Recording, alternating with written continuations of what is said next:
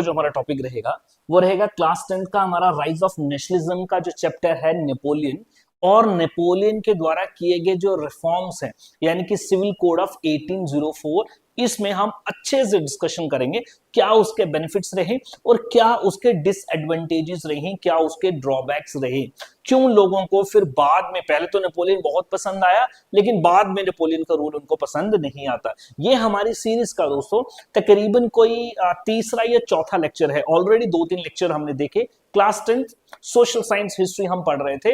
Description में playlist का link है, आप उस प्लेलिस्ट को एक्सेस कर सकते हैं, बाकी लेक्चर्स भी देख सकते हैं अगर आपको ये लेक्चर अच्छा लगेगा तो। Now let's start. पिछली वीडियो में हमने ये देखा कि किस तरीके से ये जो जैकोबिन क्लब हैं डिफरेंट एरियाज में जर्मनी में बनते हैं, और जर्मनी में ये एल्मेनाक भी जो है वो भी बनाया जाता है बाय एंड्रियस रब्बेन। ये पिछली वीडियो में हमने देखा। और जर्मनी के जो रेवोल्यूशनरीज हैं उन्होंने ये बोला कि हमारा एम है कि हम नेशनलिज्म की फीलिंग पूरे के पूरे यूरोप में जो है वो फैलाएं। सिंपल। हमने ये भी देखा कि 1789 में वेट चलो जी 1789 में फ्रेंच रेवोल्यूशन होता है। सिंपल, फ्रेंच रेवोल्यूशन होता है। फ्रेंच रेवोल्यूशन होने की वजह से यहाँ पे जो राजा होता है आपका लुईस 16 जो राजा है उसकी पावर खत्म कर दी जाती है, और यहाँ पे पावर सारी के सारी किसके पास चले जाती है? नेशनल असेंबली के पास चले जाती है। नेशनल असेंबली यानी कि लोगों के द्वारा चुनी गई असेंबली। इस नेशनल असेंबली ने कॉन्स्टिट्यूशन ऑफ फ्रांस भी बनाया, कॉन्स्टिट्यूशन ऑफ फ्रांस भी बनाया, ये हमने देख लिया दोस्त। अच्छा खासा फ्रांस का एडमिनिस्ट्रेट चल रहा था जब कॉन्स्टिट्यूशन बना। बट ये कॉन्स्टिट्यूशन में कुछ पंगे हो गए दोस्तों, कुछ पंगे हो गए। पंगे क्या हो गए जरा ये समझो। देखो, जब कॉन्स्टिट्यूशन बनाया गया ना तो वोटिंग राइट्स मिले, लेकिन दोस्तों ना तो विमेन को वोटिंग राइट्स मिले, विमेन को वोटिंग राइट्स नहीं मिले, और दूसरे जो नॉन टैक्स पेयर हैं, नॉन टैक्स पेयर यानी कि जो बंदे टैक्स पे नहीं ना करते थे, कॉमन जो लोग थे ना, कॉमन जो लोग थे जो टैक्स नहीं पे करते थे, उनको भी वोटिंग राइट नहीं मिले। ठीक है, तो जब सब लोगों को वोटिंग राइट नहीं मिले तो ये जो नॉन टैक्स पेयर थे, ये जो गरीब तबके तो लोग थे, इनको बहुत ज्यादा गुस्सा आया, और इनका गुस्सा निकलता है दोस्तों कैसे? ये सारे मेंबर बन जाते हैं किसके? जैकोबिन क्लब्स के। और ये जैकोबिन क्लब्स जो है बहुत ज्यादा परेशानी क्रिएट करते हैं फ्रांस में, बहुत ज्यादा परेशानी क्रिएट करते हैं। जो भी जैकोबिन क्लब्स की आइडियोलॉजी के अगेंस्ट जाता था, जो भी इनके खिलाफ जाता था, उसको ये मरवा देते। इवन कि इन्होंने लुइस को भी मरवा दिया, उसकी बीवी मैरी एंटोनीट को भी मरवा दिया। ये हम 9th क्लास में भी पढ़ते हैं दोस्त। जब फ्रांस की कंडीशंस और ज्यादा खराब होने लग गई नाउ इस टाइम पे 1804 में एक बंदा सारी की सारी पावर अपने कंट्रोल में ले लेता है, और वो बंदा कौन है? नेपोलियन।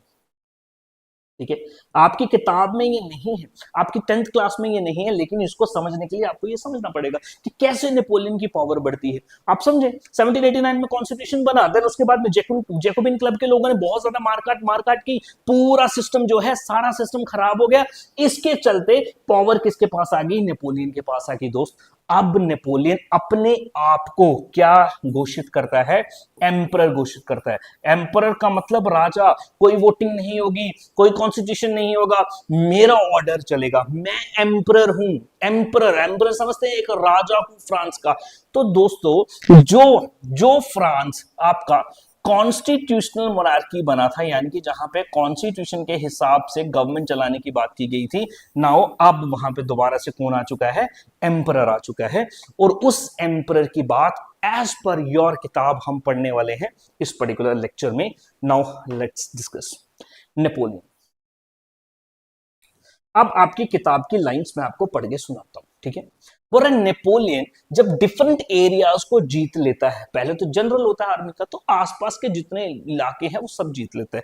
पोलैंड जीत लेता है, जर्मनी जीत लेता है, देन उसके बाद स्विट्जरलैंड जीत लेता है, देन उसके बाद नीदरलैंड जिसको हॉलैंड बोलते हैं वो जीत लेता है। इन सारे एरियाज में इसकी हुकूमत जो है नेपोलियन की हो जाती है, ठीक है।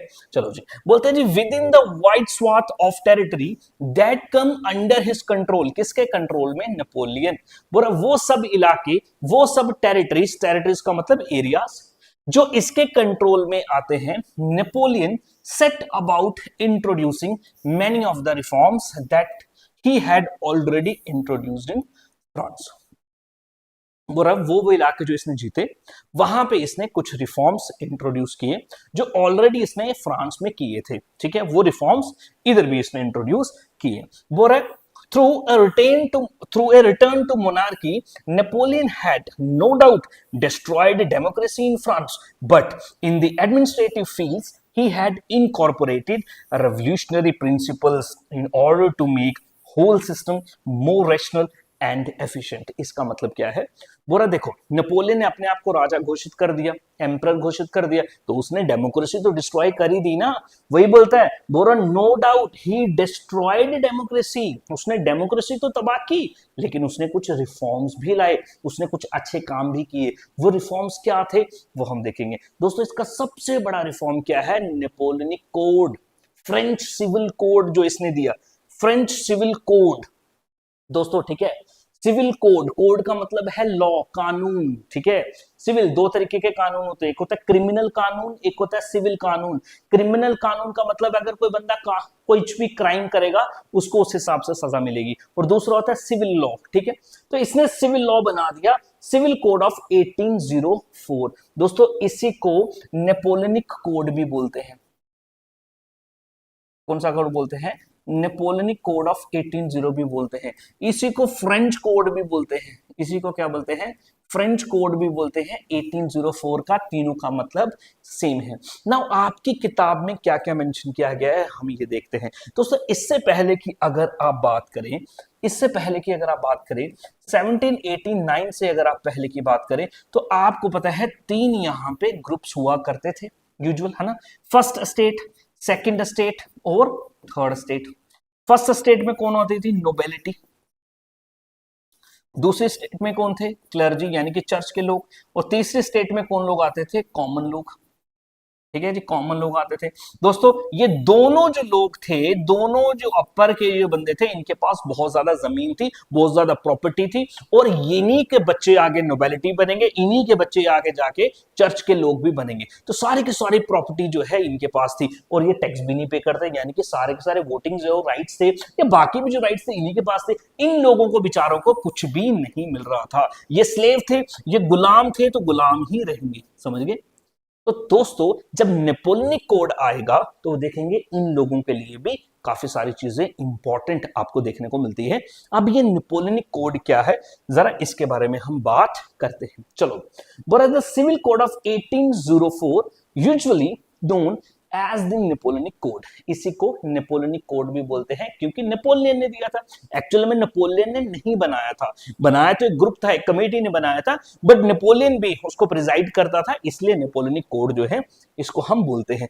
अब एज इट इज क्वेश्चन आपके एग्जाम में भी आएगा, what were the main features of Napoleonic code, right A note on Napoleonic code. दोस्तों ये तो कुछ ही पॉइंट्स है, इसको और भी अच्छे तरीके से जब मैं आपको पीडीएफ दूंगा, जब सारे के सारे क्वेश्चन एंड आंसर्स, देखो अगर आपको इसके क्वेश्चन एंड आंसर्स चाहिए, ये पीडीएफ्स भी चाहिए, क्वेश्चन एंड आंसर्स की पीडीएफ भी चाहिए, प्रीवियस ईयर क्वेश्चन आंसर की पीडीएफ चाहिए, और एग्जाम के टाइम पे मॉडल क्वेश्चन एंड आंसर्स भी आपको चाहिए, बोर्ड की प्रिपरेशन इजी करना चाहते हैं, डिस्क्रिप्शन में दोस्तों कोर्सेज का लिंक है, उस कोर्स में आप ज्वाइन कर लो, सारे के सारे बेनिफिट्स आपको मिल जाएंगे। बाकी नंबर भी होगा, कॉल भी कर सकते हैं आप, ठीक है।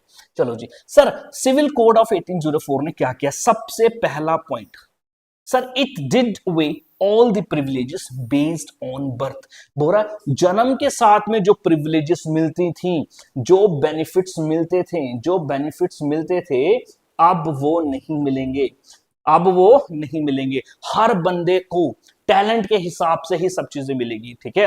राजा का बेटा फॉर एग्जांपल के लिए जो मिनिस्टर है, अगर उसका बेटा जो है तो वो भी देखेंगे उसके पास भी वो सारे राइट्स आते थे, लेकिन अब यहाँ पे वो नहीं होगा, समझ गए। तो बोले सारे के सारे जो है उसने बर्थ के बेसिस पे जो बेनिफिट्स थे वो सारे के सारे फ्रांस में जो है खत्म कर दिए।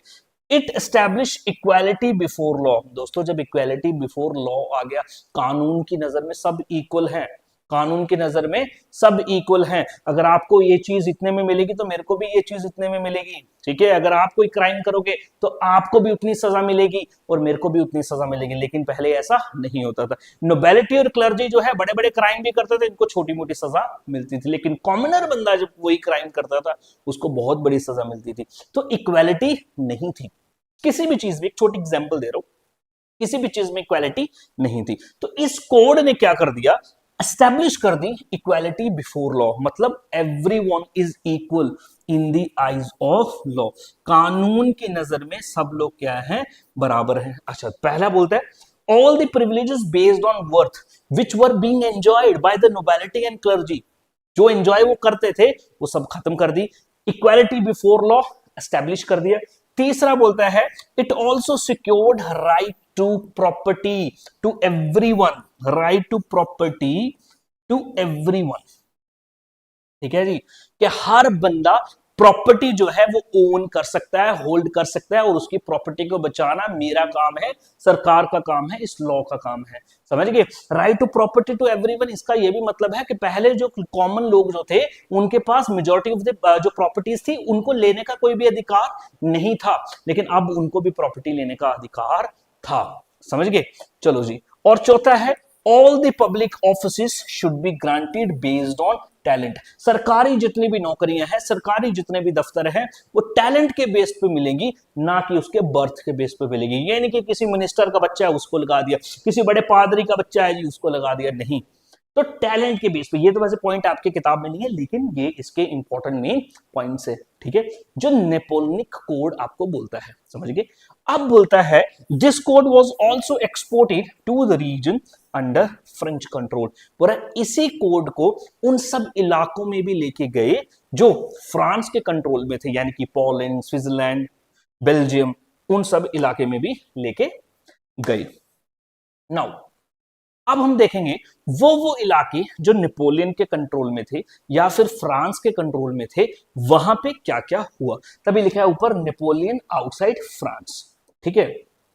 चलो जी, पहले अगर हम बात कर ले, बोलता है in the Dutch republics, Dutch में, स्विट्जरलैंड में, इटली में और जर्मनी में, ठीक है। नेपोलियन क्या करता है, आप सभी को पता है, पहली बात नेपोलियनिक कोड तो आएगा ही आएगा, वो सारे इंपॉर्टेंट पॉइंट्स थे। इसके अलावा आप देखें Napoleon simplified administrative divisions. Sir administrative divisions का क्या मतलब होता है, समझो। इंडिया बटा है 28 स्टेट्स में एंड 8 यूनियन टेरिटरीज में। फिर ये यूनियन टेरिटरीज और स्टेट बटी हैं डिस्ट्रिक्ट्स में, डिस्ट्रिक्ट्स बटी हैं तहसील्स में, फिर गांव में। ये क्या है, एडमिनिस्ट्रेटिव डिविजन्स है, एडमिनिस्ट्रेशन को इजी करने के लिए डिविजन्स बनाते हैं, ठीक है।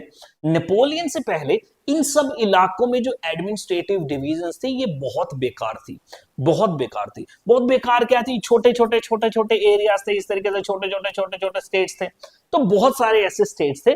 तो नेपोलियन जो है इसको सिंप्लीफाइड करने की कोशिश करता है। सर वो कैसे सिंप्लीफाइड करता है, ठीक है, तो वो छोटे छोटे इलाकों को लेके मर्ज कर देता है और एक बड़ा एडमिनिस्ट्रेटिव यूनिट जो है वो बना देता है। जैसे जर्मनी आप देखेंगे 39 कॉन्फेडरेशन बना देता है, तो 39 स्टेट्स में उसको बांट देता है। तो वही यहां पे बोलता है कि पहला पॉइंट क्या करता है, सिंपल कर देता है एडमिनिस्ट्रेटिव डिविजन्स। होप आपको पॉइंट समझ आया।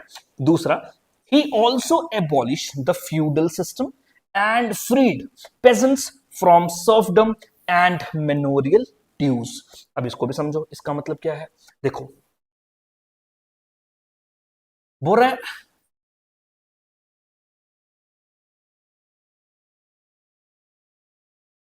फ्यूडल सिस्टम को क्या कर लेता है, एबॉलिश करता है।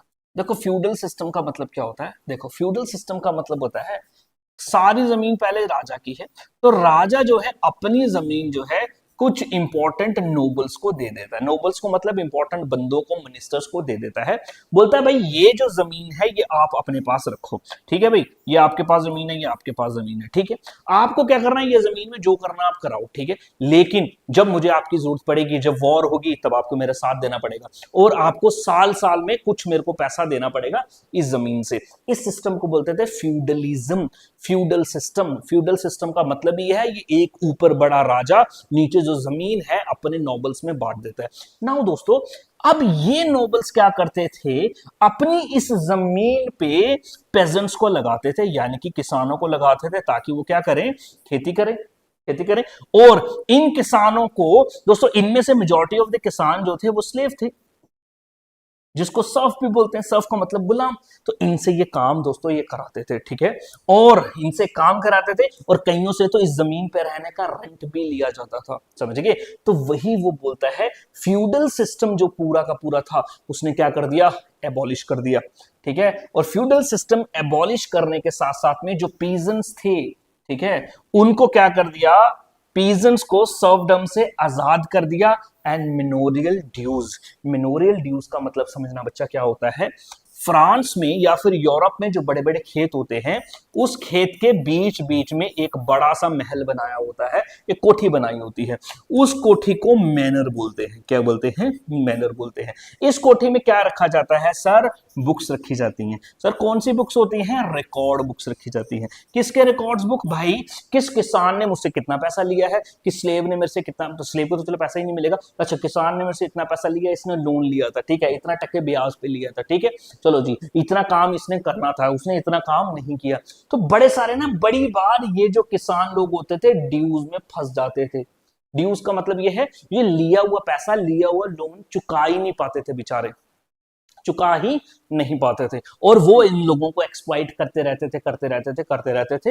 लेकिन नेपोलियन क्या करता है, यहां पे आप देखें, बोला पहले तो फ्यूडल फ्यूडल सिस्टम को एबॉलिश कर देता है, दूसरा किसानों को, पीजेंट्स को फ्री कर देता है सर्फडम से। सर्फडम का मतलब स्लेवरी, तो गुलामी से भी आजाद कर देता है, और मेनोरियल ड्यूज, वो जो खेतों का जो हिसाब था, उन उससे भी क्या कर देता है, आजाद कर देता है। तो आप बोल सकते हैं कहीं ना कहीं स्लेवरी को खत्म करता है कौन, नेपोलियन। तो अच्छा ही काम करता है।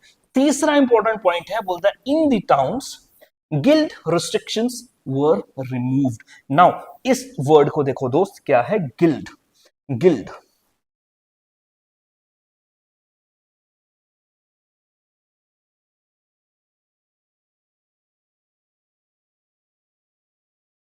गिल्ड। दोस्तों गिल्ड क्या होता है, आप बोल सकते हैं एक बॉडी है व्यापारियों की, या बिजनेसमैन की, या फिर आर्टिस्ट के। आर्टिस्ट मतलब कोई चीज बना रहा है, मान लो जी कोई बर्तन बना रहा है, या कोई बिजनेसमैन है, वो किसी चीज में बिजनेस कर रहे हैं, तो सेम सेम बंदे होने चाहिए, उसको बोलते हैं गिल्ड। गिल्ड का मतलब आज के टाइम पे आप गिल्ड एक एसोसिएशन तरीके से समझ लो, एक एसोसिएशन होती थी। अगर ये एसोसिएशन में कौन लोग होते थे, मर्चेंट लोग होते थे। कौन लोग होते थे, मर्चेंट, व्यापारी लोग होते थे, ट्रेडर्स लोग होते थे, ठीक है। अब ये गिल्ड्स जो थी बहुत ज्यादा रिस्ट्रिक्शंस लगाती थी अपने कामों पे। सर रिस्ट्रिक्शन लगाने का मतलब ये है, ये अब इस पर सरकार की रिस्ट्रिक्शंस नहीं थी, ये गिल्ड वालों की रिस्ट्रिक्शन थी। सर क्या, फॉर एग्जांपल के लिए मान लो, जैसे आपने कभी ऑटो वाली एसोसिएशन देखी होगी, ऑटो रिक्शा वाली एसोसिएशन, ठीक है, और इनकी एसोसिएशन होती है, ठीक है। अगर एक बंदा एक इलाके का किराया 10 रुपया लेता है, एक इलाका, एक कहीं, एक ऑटो वाला कहीं पे जाने के 10 रुपए लेता है, और दूसरा बंदा उसको 5 रुपए में नहीं ले सकता, तो उसको भी 10 रुपए ही लेने हैं, ठीक है। तो क्या ये एक रिस्ट्रिक्शन होगी ना उसके ऊपर, क्या हो गया, रिस्ट्रिक्शन हो गया। और दूसरा ये बोलेंगे ऑटो वालों की जैसे यूनियन है, सपोज एक ऑटो वालों की यूनियन है, जो भी बंदा इस यूनियन का पार्ट होगा वो ही इस इलाके में ऑटो चला पाएगा, दूसरा बंदा ऑटो नहीं चला पाएगा। ये क्या है बच्चा, रिस्ट्रिक्शन है। अब मैं जाऊंगा वहां पे ऑटो चलाने के लिए, मुझे वो चलाने ही नहीं देंगे क्योंकि मैं उनका मेंबर नहीं हूं। वैसे ही ये जो गिल्ड्स थे, बहुत सारी रिस्ट्रिक्शंस इन्होंने बनाई हुई थी, सब बंदों को बिजनेस करने नहीं दिया जाता था, और अपने हिसाब से बिजनेस करते थे, कौन कौन से प्रोडक्ट कौन बनाएगा ये सब लोग डिसाइड करते थे। तो दोस्तों ये जो है, ये फ्री ट्रेड के अगेंस्ट है। किसके अगेंस्ट है, फ्री ट्रेड के अगेंस्ट। सर फ्री ट्रेड का मतलब ये होता है सब लोगों को आजादी है कि आप कोई भी बिजनेस करो, काम धंधा करो, आपको कोई नहीं रोकेगा, ये नहीं कि बस कुछ ही लोग काम धंधा करें। तो ये गिल्ड वाले जो है इस पावर का बड़ा मिसयूज कर रहे थे। तो नेपोलियन जो है इस रिस्ट्रिक्शंस को खत्म कर देता है, और वो एंश्योर करता है, एंश्योर करता है, क्या एंश्योर करता है, कि यहां पे एंश्योर करता है कि फ्री ट्रेड हो, क्या हो, फ्री ट्रेड हो। तो गिल्ड रिस्ट्रिक्शंस जो है, जो किसानों की, सॉरी किसानों की नहीं, टाउन्स में, कस्बों में, टाउन्स मतलब छोटी सिटीज में जो गिल्ड्स थी इन्होंने बनाई हुई, उन रिस्ट्रिक्शंस को खत्म कर दिया जाता है ताकि फ्री ट्रेड जो है वो एस्टेब्लिश हो। फ्री ट्रेड होगा, ट्रेड बढ़ेगा, इकोनॉमी बढ़ेगी, ज्यादा पैसा आएगा लोगों के पास, ज्यादा खुशहाली आएगी, ज्यादा प्रोस्पेरिटी आएगी। नेक्स्ट है बोला transport and communication system also improve किया गया। दोस्तों बिजनेस में सबसे इंपॉर्टेंट जो चीज होती है वो होती है आपकी ट्रांसपोर्ट। इकोनॉमी में सबसे इंपॉर्टेंट बैकबोन होती है इकोनॉमी की ट्रांसपोर्ट। फॉर एग्जांपल के लिए अगर किसी इंडस्ट्री में कोई चीज पहुंच गई, बन गई, तो दोस्त जब तक वो डिफरेंट कोना में नहीं पहुंचेगी तब तक वो बिक्री नहीं होगी, नहीं होगी ना। तो उसके लिए क्या चाहिए? ट्रांसपोर्ट। तो ट्रांसपोर्ट सिस्टम इसने बड़ा अच्छा कर दिया। ट्रांसपोर्ट एंड कम्युनिकेशन, यातायात के साधन अच्छे कर दिए, जिससे बिजनेस भी बढ़ा, जिससे बिजनेस बढ़ा। अब आप अगर देख रहे होंगे तो यहाँ पे जो किसान है, जो स्लेव है, वो भी खुश है। यहाँ पे जो बिजनेसमैन है, जो पीजेंट्स है, वो भी खुश है कि नहीं खुश? अब इनको ज्यादा पैसे बनेंगे, ट्रांसपोर्ट कम्युनिकेशन सिस्टम अच्छा है, ज्यादा फ्री फ्लो ट्रेड हो रहा है, ज्यादा बिजनेस हो रहा है, तो लोग जो है इसके रूल से बड़े खुश भी हो रहे थे, बड़े इसके रूल से खुश भी हो रहे थे। जल्दी देखें, वही मैंने इधर लिख दिया इफेक्ट्स। तो इसके क्या इफेक्ट्स हुए? बोलता है जो पीजेंट्स हैं, जो आर्टिस्ट हैं, जो वर्कर्स, आर्टिसांस मतलब कोई बर्तन बना रहा है, कोई कुछ बना रहा है, कोई पॉट्स बना रहा है, वही सब लोग, and new businessman enjoyed a new found freedom. पर इन लोगों को जो नई आजादी मिली है, फ्रीडम, इनको ये मजा आ रहा था, ये इस चीज को एंजॉय कर रहे थे। Businessman and small scale producer of goods, goods का मतलब होता है चीजें, चीजें मतलब कुछ आइटम्स, ठीक है, वो क्या कर रहे थे? बिगेन टू रियलाइज, वो ये रियलाइज अब कर रहे थे और ये सोच रहे थे कि क्या है, uniform laws, standardize weights and measures and a common national currency would facilitate the movement and exchange of the goods and capital from one region to another। ठीक है, इसी के साथ नेपोलियन ने ये सारे काम किए थे और साथ में इसने यूनिफॉर्म लॉज भी बनाए थे। यूनिफॉर्म लॉज मतलब एक जैसे कानून सभी रीजन्स में, जो फ्रांस में थे वही स्विट्जरलैंड में थे, वही जर्मनी में थे, जहां जिसका कानून था एक जैसा। ठीक है, वो standardize weights and measures, weights and measures को भी सेम कर दिया था। वेट्स एंड मेजर्स का मतलब ये है कि अगर कहीं पे 1 किलो का बट्टा अगर हम एक तरफ रखें वेइंग स्केल के, अगर मान लो उसमें 10 टमाटर के पीस आते हैं, तो वो दूसरे इलाके में भी 1 किलो में 10 टमाटर के ही piece, same same weight. For example मैं इंडिया की अगर बात करूं आपके साथ, अगर आप 10 रुपए में एक चॉकलेट अगर आप यूपी में लेते हो, तो महाराष्ट्र में भी 10 रुपए की चॉकलेट आपको मिल जाएगी, वो सेम। ऐसा नहीं होगा कि वहां पे नहीं मिलेगी, तो वो क्या सेम है वेट। वहीं अगर आपको 1 किलो में 10 आलू चढ़ गए, आपके लिफाफे में 10 आलू आ गए 1 किलो में, तो कहीं भी लोगे भाई 10 से आएंगे, ऐसा नहीं होगा कहीं पे एक ही आएगा। अब ये मत बोलना सर एक आलू बड़ा होगा। तो वेट्स और मेजर्स, मेजर्स का मतलब है मेजरिंग यूनिट्स, मीटर्स, ठीक है, मीटर्स, ठीक है, सेंटीमीटर्स, इंचेस, किलोमीटर्स, समझ गए? तो सेम सेम है, पहले क्या थे, अलग अलग थे, हर एक एरिया में अपने वेट्स एंड मेजर्स, वहां पे कुछ है, यहां पे कुछ है, तो वो भी इसने सेम कर दिए थे। And common national currency, currency भी सेम कर दी थी। करेंसी सेम करने का मतलब ये है भाई, जम्मू एंड कश्मीर में जो 10 का नोट चलता है, जो 100 रुपए चलते हैं, वही तो पंजाब में भी चलते हैं, जो हरियाणा में चलता है वही तो मध्य प्रदेश में भी चलता है। ये नहीं कि मध्य प्रदेश की अलग करेंसी है, महाराष्ट्र वालों की अलग है, तमिलनाडु की अलग है, एक ही है ना करेंसी। जब हम फॉरेन में जाते हैं वहां पे अलग होती है, तो फिर हमें पैसा चेंज करना पड़ता है, तो ये बहुत झंझट होता है। तो इसने करेंसी भी सेम कर दी दोस्तों। अभी भी अगर आप यूरोप की बात करेंगे तो वहां पे कॉमन करेंसी चलती है यूरो, वहां पे कॉमन करेंसी चलती है यूरो। यूरोप के किसी भी इलाके में चलो यूरो दो, यूरो दे के आपको सामान मिल जाएगा। वैसे अलग अलग भी करेंसी है, लेकिन एक कॉमन करेंसी भी है यूरो। तो इसने भी एक नेशनल करेंसी जो है वो बना दी। इसने क्या किया, फैसिलिटेट किया, बेनिफिट मिले इनको किसके, the movement and exchange of goods and capital. बोल रहा है एक्सचेंज हुआ गुड्स, गुड्स का मतलब चीजें, इधर से उधर जा रही है, उधर से इधर आ रही है चीजें, तो चीजें जो है उनका एक्सचेंज हुआ, साथ में कैपिटल का भी एक्सचेंज हुआ। कैपिटल का मतलब होता है इन्वेस्टमेंट, इन्वेस्टमेंट का मतलब होता है पैसा, ठीक है। यहां वाला बंदा पंजाब में जाके इन्वेस्टमेंट कर सकता है, पैसा लगा सकता है, कोई बिजनेस बना सकता है, बिजनेस चला सकता है। तो एक इलाके से लिखा है वन रीजन टू अनदर। तो ये सारे के सारे बेनिफिट्स जो है ये लोगों ने, ये बिजनेसमैन ने, ये प्रोड्यूसर्स ने एंजॉय किए किसके रिफॉर्म्स की वजह से? नेपोलियन के रिफॉर्म्स की वजह से। डोंट वरी, जब इसके क्वेश्चन आंसर मैं फॉर्म करूंगा ना, आपके सारे मसले मैं हल कर दूंगा दोस्तों, सारे मसले हल कर दूंगा, सारे questions, long answer, short answer, objective type, एक नंबर भी छूटने नहीं दूंगा, एक नंबर भी छूटने नहीं दूंगा, 100 में से 100 याद रख लेना आप, ठीक है। नाउ आगे मैंने टाइटल दे दिया इसको, मिक्स्ड रिएक्शंस। दोस्तों अभी आपने देखा नेपोलियन ने जो काम किया, बड़ा बहुत बढ़िया लग रहा है भाई, बहुत बढ़िया, मजा आ रहा है, बहुत पैसा बन रहा है, लोग खुश हैं, लेकिन कुछ इसने उल्टे काम भी कर दिए। कोई भी गवर्नमेंट होती है दोस्त, जब वो अच्छा काम करती है, उस अच्छे काम के साथ कुछ बुरे काम भी होते हैं जो लोगों को पसंद नहीं आते। तो ऐसा ही, ऐसे एरियाज जहां जहां पे नेपोलियन ने अपनी हुकूमत एस्टेब्लिश की थी, वहां पे लोगों के रिएक्शन कैसे थे? मिक्स्ड रिएक्शन थे, वही लिखा है। पर इतना सब करने के बाद भी, हाउएवर, इन द एरियाज, वो इलाके कॉन्कर्ड जो उसने जीते थे, the reactions of the population of French rule were mixed, mix थे, अच्छे भी थे, बुरे भी थे, ठीक है। Initially in many places such as Holland, Holland मतलब आपका Netherland, Switzerland, as well as in certain cities like आपका आ जाएगा ब्रुसेल्स, बेल्जियम की कैपिटल है, ठीक है जी, मेन्स जर्मनी में है, मिलान इटली में है, वॉर्शा पोलैंड में है, समझ गए। ये सारी सिटी, जब मैं आपको नोट्स दूंगा ना, उसके आगे लिखा होगा कहां पे है, कहां पे है, कहां पे है। नोट्स ये आपको डिस्क्रिप्शन में लिंक है, वहां से मिलेंगे दोस्त, ठीक है।